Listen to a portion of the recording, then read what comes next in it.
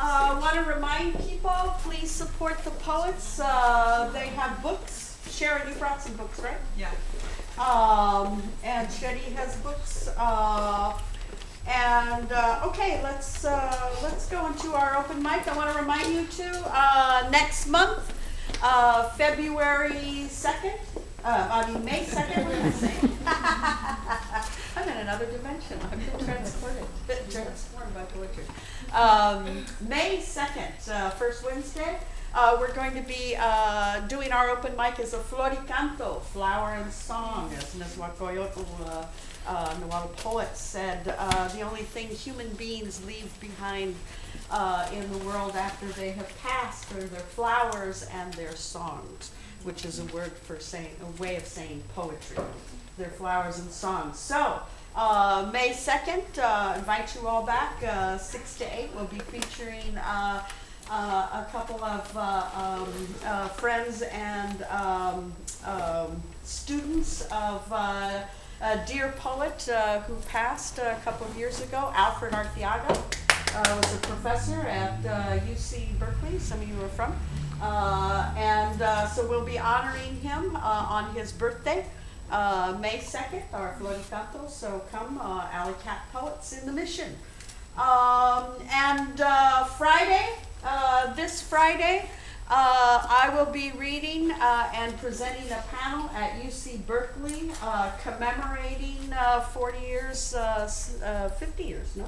Of Quinto Sol, 40 years of Quinto Sol Press, the first Chicano press ever that first published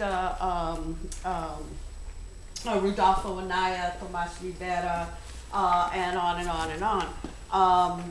Several anthologies and whatnot started out at UC Berkeley. So at 4:30 I'll be on a panel with some other writers, including Aliurista, seminal Chicano poet, Lucha Corpi from Oakland, wonderful poet and fiction writer, and others. So that'll be all day at UC Berkeley, reading Floricanto at 7 o'clock. Also, UC Berkeley campus. After that, or during around the same time, we're having the Lunada. Every full moon, they have a Chicano Latino reading here across the street, down the street, at the Galeria de la Raza. Javier Huerta is going to be the featured, one of the featured readers, along with another one, and he will also be a featured reader. Former student of Alfred Arteaga and our Alley Cat Poets in the Mission Floricanto, May 2nd. Okay. First up, we have D. Allen. D-A-R-N. Sorry. Interesting name here.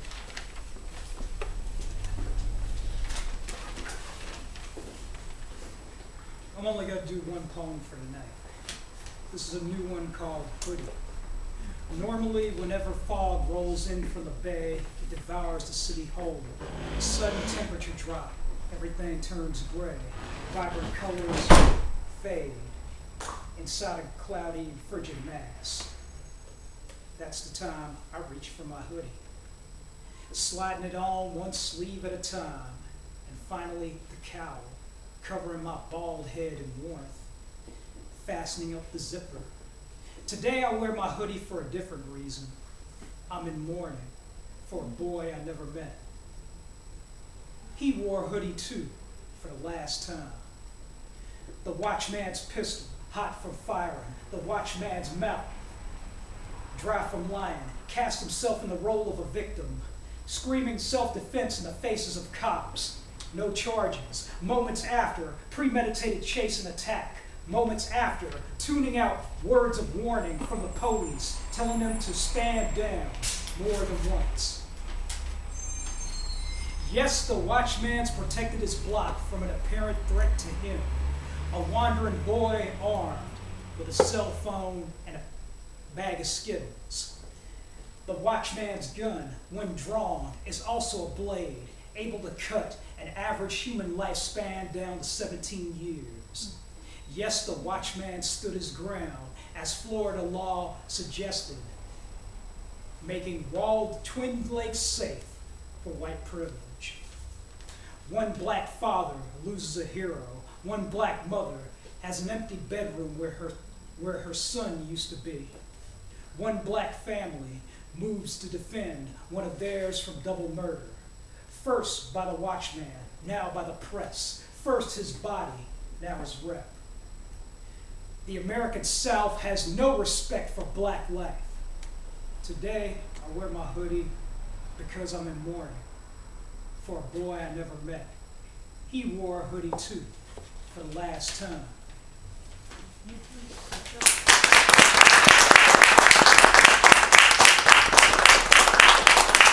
That was a new poem called Hoodie, written in memory of Trayvon Martin, 1995 to 2012.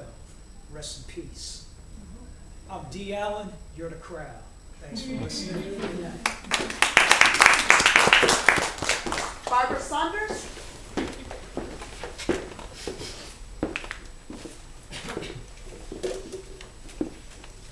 I've got two very short ones, one that's a little upbeat and one that's more somber. Second helping on Sunday. A gulp of hot joe, just so, and a smooth, plump sausage get the morning off to the right start. I taste the sweet cream on my tongue, drag a finger across the plate, lick it clean. The salt is bliss. Fill my cup again. Before I sip, I'll pause, let the steam stroke my cheeks. Load up my plate. I'll stop to give thanks for the grace of abundant meat. Second one's called Where I Came From. My grandmother had soiled herself, and the nurse was wiping her when I arrived. I backed out of the room, waited in the visitor's lounge, and watched soap operas until the washing was done. The sight of her naked body startled me. The ground I traveled to get here, a patch of brown earth with the water drained out, the wind carrying it away.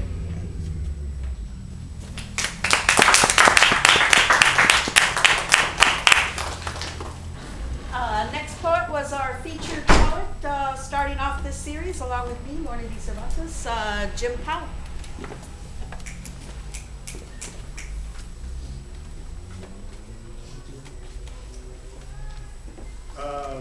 I have 162 syllables for you about small winged creatures. The first is a haiku, so it's 17 of those syllables. It's called Haiku Pas de Deux. Hummingbird, your wings dice microseconds at the verge of sight. I soar. And the second one is called The Mask. I read this yesterday and did, for the first time, this is about 5 days old, and I did a poor job of it yesterday. I'm trying to do it a little better now. The Mask. At sunrise, dragonflies kiss the surface of the lake, awake. Interlace, on patrol, true to roll, no swerve random, pairs, flip, tandem, somersaults, mid-soar. One halts at water's edge, above sedge, and hovers.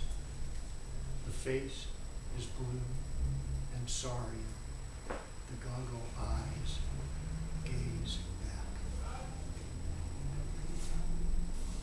And the third one is called One Sock On, One Sock Off. On this cold threshold, camped, cramped, stiff and sore, at your door, here I lie, no reply. Not abject, not broken, dreaming, yes, for real, eyes open, stone on pure hope's elixir, centered, aligned, climbing blind, hummingbird, half assured, dragonfly, darting by, river otters daughter, quicksilver through still water. Susie, now methinks thou art heart sinks.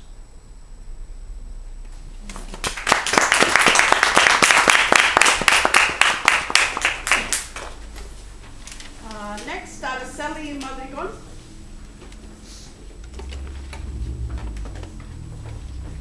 So I'm one of Hoodie students, and I think I'll read 4 pieces, 2 in English, 2 in Spanish, and they'll give you a pretty good idea of who I am.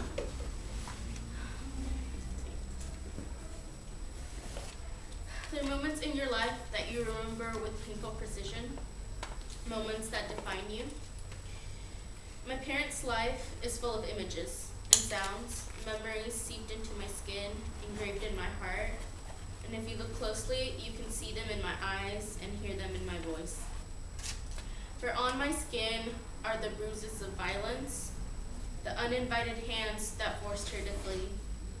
Inside me is the pang of hunger, 13 brothers and sisters, dry land that drove them across in search of something better.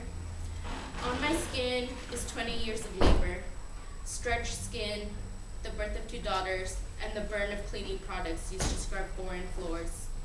On my brow is the shock of betrayal, hundreds of dollars pocketed by the hands of a corrupt lawyer.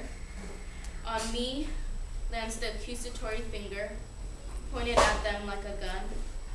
On my wrists are the imprints of handcuffs clutched around him, labeled a criminal. In my voice is the sound of panic, in my sister's screams that pierce the sterile air. The sound of forced composure in his voice, breaking through her sobs. The sound of an unsympathizing America that told us to calm down and please don't block the hallway. In my eyes is the disorientation of an 18-year-old whose age declared her as my new mother and my new father. In my eyes is the wariness of those eyes that fell asleep at the wheel coming home from a 3rd job. In my eyes is the disillusionment of an American dream deferred. In my empty hands are the frustration of unpaid bills. On my neck is the shadow of his wedding band that I kept safe, fearful it may never be worn around his finger again. In my chest, the agony of nightmares of his dead body lying limp in a ditch, somewhere in the vastness between Mexico and the US, robbed of everything, including his breath. In my legs, the feel of lead, of worn knees that couldn't possibly walk for so many miles. In my limbs, the crampness of being smuggled in a stereo box, in the trunk of a car, every part of her bent but her spirit. But after 4 months of their absence, in my hands are the presence of hers, squeezing mine, telling me things were getting better. In my arms, the comfort and love of friends. In my chest, the rising hope of possibility. In my voice, the sound of his unwavering strength. In my brow, the determination of one who has been beaten to the ground and stood back up. In my eyes, the knowledge that apathy is not the answer, and the power of living the answer. On my brown skin is engraved the story of 2 undocumented parents and the answer to our struggle. And it is change that begins with me.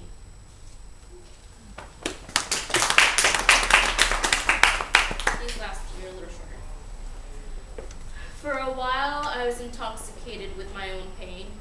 A void, because I had used up all the words I could possibly use, romanticized them until they were all dried up.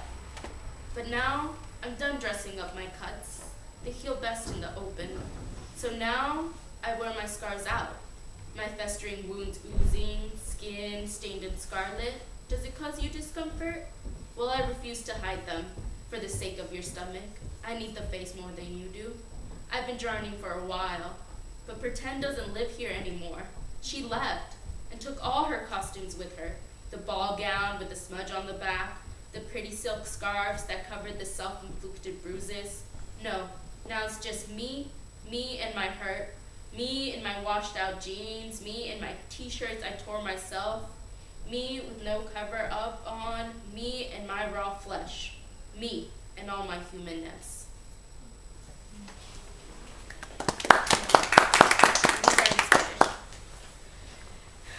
Que no me das presencia, hombre que me derrumba de mi altar para abajo, presión que me jala, tornillo que se mete más y más para adentro, sin pedir permiso, ruptura que me deja fría, estoy helada y no te importa que yo esté tirada, pero mi ser no es de alfombra, yo soy hija de Michelle, yo conozco a la luna, luz que a mi alma me llama, no más, basta ya, este cuerpo es mío, solo mío, manos sobre mi piel que sanan, me sanan, adiós a los de pie. Yo tengo un conocimiento y me voy, ya me voy, para reunirme con mi amor, luna que me completa.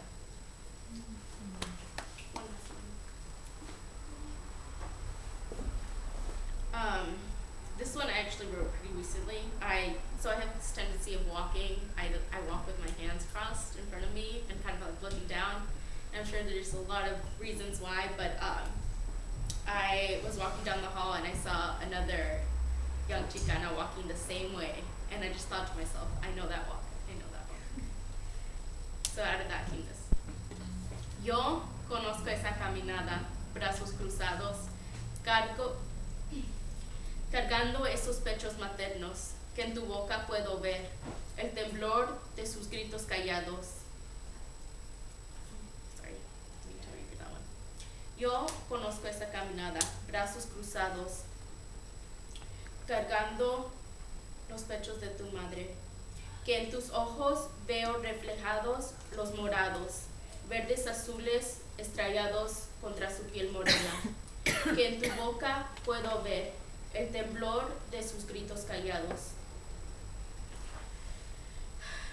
Ven hacia mí, niña, que yo conozco esa caminada. Ven, estira tus brazos, deja el volcán que en tu pecho estalle. Dime a mí lo que mueres por reclamar.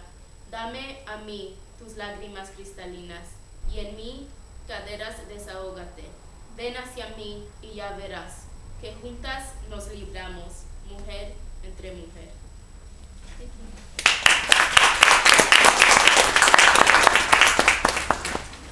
And last poet on the list, Evan Karp. Anyone else? No? Okay. Hi everybody. This is called Age as Stage as Meta What For. School of the Arbitrary, soup of the sky. We could buy each other's books, bollocks. We could emulate the way the sun will navigate, false start, art. Fake onto stage, authentic, persistence. I would or I wouldn't cross this out. We could make legend this moment. This could inform the rest of it. Diaries from a first eye-opening alone as their owners. Not one of us knowing anyone, not even handwriting. We could tattoo the whole evening, something to point to. That happened. Is it enough that we have the stage? A few dozen friends and a language we all agree on? I don't mean to flip the rug under the furnace, not with Mom frosted. Every time we talk about this, the heat lamp stutters, and someone in the shadows, by the way, thinks they know the answer to Spotlight. Everybody look at me. Everybody look at the same thing. The TV ain't the sun. Ain't no revolution. Meaning? Tip your bartender less.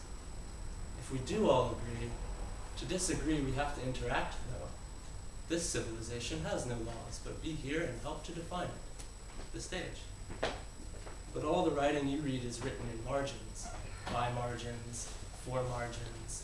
If we all agree, if Santa Claus really is coming to town, springing forward and falling back with the rest of us, if we are laughing in a still frame, ha, ha, ha, sharing words we laid out in our bedrooms and brought to this painting, like bottles of wine to a potluck? When we bring this moment to hang on the confines of our future, will the words age likewise without us? Will our sons say yes to asparagus? Our daughters help them with homework? Fear will tear us apart if we do not murder in all of the cracks it now grows. Like an orgasm? Silly me. I smile silly, like an orgasm in reverse. Who said that? That is one of my friends. When the strings start up, and my eyes close because I'm ready for transport, when the poem is done, and after I'm no longer excited about it, revision over, self, you're fucked. As it is, more people like me than I could ever truly care about. But the show goes on, and there's always a tune you can hum. But you are used to revolution, the choice for the unknown. That's Stephen. And we are too precious to fail, too pure, too anything goes, too caught up with not being caught. Dear people, take a chance. Do something stupid. That feels good and lasts more than a fathom of hours. All you have to lose. Imaginary. We could freedom in a glass of wind. We could miss the moment. It's better to say the wrong thing every time, but it's your choice. Bring an ice blanket in case you get thirsty. Bring a bloodless tongue for the swap meat for that matter. You will want revolution. Madly as a despot from the people, you will see through your dependencies and be strong enough to choose something else tonight. You will do anything you don't say you will do. Prove me wrong. No, don't. Think about it. When the sheets dry up, that was a typo. When the streets dry up to a dead-end conclusion, tread lightly. Somebody lives here. Numberless, no address, no name, just a handful of minutes. So entertain the stranger before you. Tell the story of his or her clothing. Everything we wear someone found in the streets, but what we made in our bedrooms, we made it. We were made for the stage, despite our humility, despite our timidity, despite everything but a lack of cerebral rigidity. It's murder up here. It's just fear dying in our tongues live, but back to the poem.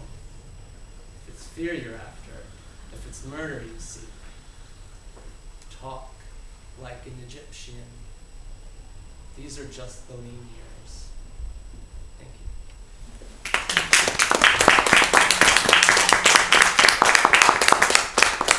Okay, thank you very much for coming. Hope to see you next month. This concludes Alley Cat Poets in the Mission with Sherry Moraga and Sharon Diago.